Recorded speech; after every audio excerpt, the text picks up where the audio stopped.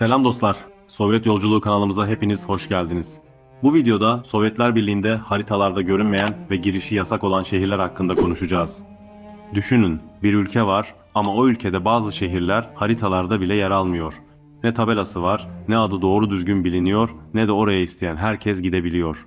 Ama buna rağmen bu şehirlerde binlerce insan yaşıyor.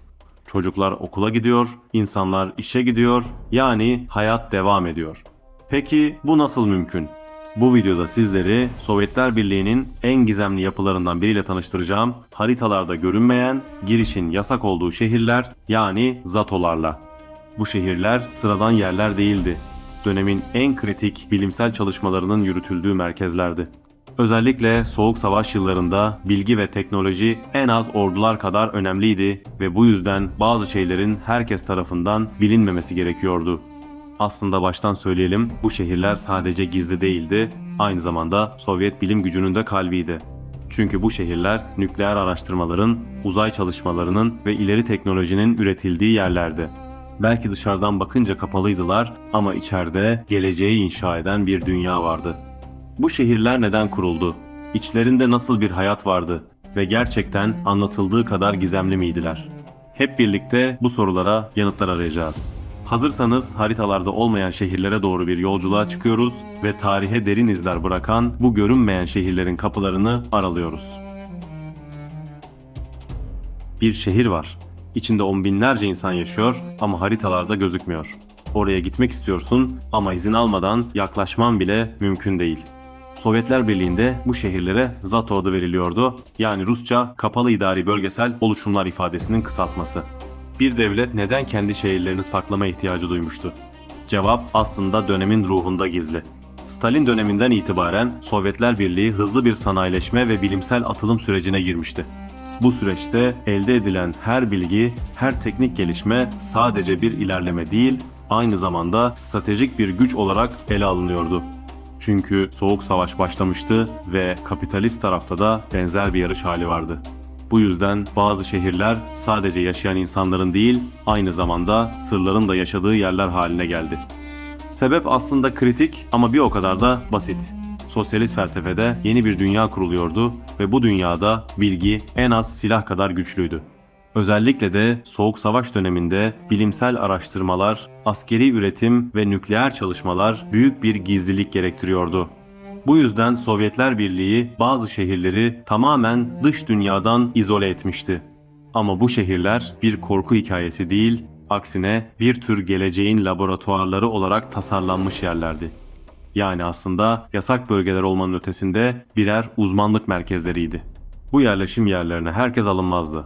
Belirli bir eğitimden geçmiş ve güvenilirliği kanıtlanmış kişiler özel izinlerle girebilirlerdi. Yani bu şehirlerde yaşamak bir tesadüf değil, bir anlamda ayrıcalık ve sorumluluktu. Dış dünya ile bağların sınırlı olması bu insanların izole olduğu anlamına gelmiyordu. Aksine içeride oldukça organize, planlı ve yüksek standartlı bir yaşam kurulmuştu. ZATO'ların ortaya çıkmasının en önemli nedeni bilimsel ve askeri projelerin korunmasıydı. Özellikle de nükleer çalışmalar. Burada Stalin döneminde başlatılan atom programı kritik rol oynamıştır. Amerika Birleşik Devletleri'nin Hiroşima ve Nagasaki'ye atom bombası atması sonrasında Sovyetler kendi savunma kapasitesini hızla geliştirmek zorundaydı. Bu noktada gizlilik bir tercih değil, zorunluluktu. Kapalı şehirlerde nükleer silah geliştirme, fizik araştırmaları ve uzay teknolojisi gibi çok sayıda ileri teknolojiye dair çalışmalar yürütülüyordu. Bu sebeple bu şehirlerin yerleri de gizleniyordu. Hatta çoğu zaman isimleri bile yoktu. Şehirler gerçek adıyla değil, Arzamas 16 gibi kod isimlerle anılmaktaydı. Peki bu şehirlerde yaşayan insanlar nasıl bir hayat sürüyordu? Dışarıdan bakınca kapalı kelimesi kısıtlayıcı gibi görünebilir. Ama içerideki yaşam çoğu zaman Sovyet yaşam ortalamasının üzerindeydi. ZATO'larda yaşayanlar genellikle bilim insanları, mühendisler veya askeri uzmanlar oluyordu. Bu nedenle Sovyet hükümeti bu şehirlerde yaşayan insanların çok büyük emek sarf etmelerini göz önüne alarak yaşam standartlarını diğer yerlere göre yüksek tutuyordu.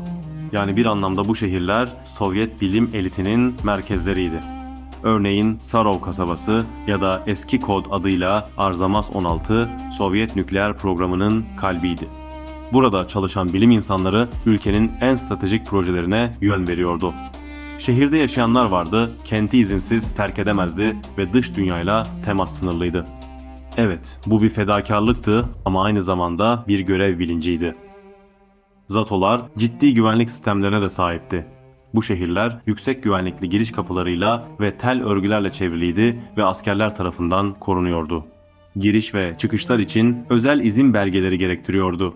Haritalarda çoğu zaman yer almıyorlardı. Sovyet yurttaşları bile bu şehirlere serbestçe giremezlerdi. Çünkü burada geliştirilen teknolojiler hem Sovyetler için hem de tüm sosyalist dünya için belirleyiciydi.